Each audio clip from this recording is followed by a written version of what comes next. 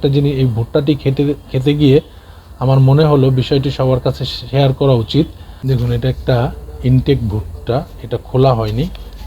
কত সুন্দর ভিতরের প্রলেপগুলো আপনারা একটু দেখবেন, স্তরে স্তরে এগুলা আল্লাহ সাজিয়ে দিয়েছে।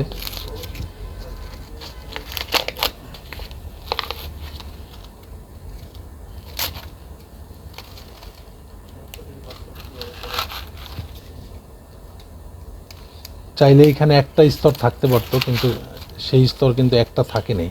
প্রত্যেকটা ফলই আপনি খেয়াল করবেন যে এইভাবে যে ফলটা যেরকম প্যাকেটিং করা দরকার আল্লাহ ঠিক সেভাবেই প্যাকেট করে মানুষের কাছে পাঠিয়েছে। তো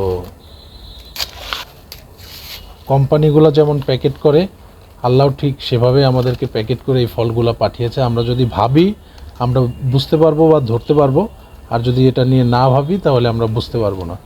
দেখুন, এই স্তরের পরেই দেখেন বিষয়টা একটু খেয়াল করুন।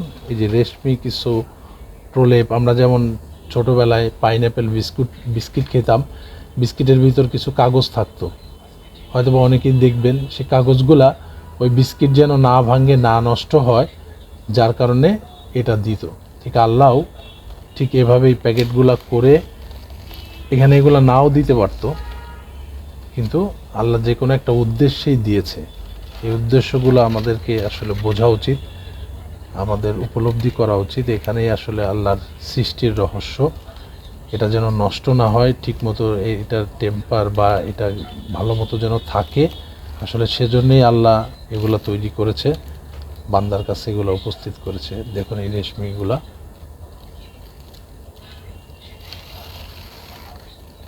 তো এটা এটা এটা এটা এমনও পারতেন আল্লাহ যে এই খোলা অবস্থায় দিতে, এটা ময়লা লাগতো, নষ্ট হতো, পচে যেত, মানুষের খাওয়ার উপযোগী থাকতো না। তো আসলে আমি যেটা বোঝাতে চেয়েছি আশা করি আপনারা বুঝেছেন। তো প্রাকৃতিক সকল ফলই দেখবেন আল্লাহ যে কোনোভাবে একটা প্যাকেট করে বান্দার কাছে পাঠিয়েছেন। আল্লাহর এই নেয়ামতগুলো আমরা যেন বুঝতে পারি। সবার জন্য শুভকামনা। ধন্যবাদ। আসসালামু আলাইকুম।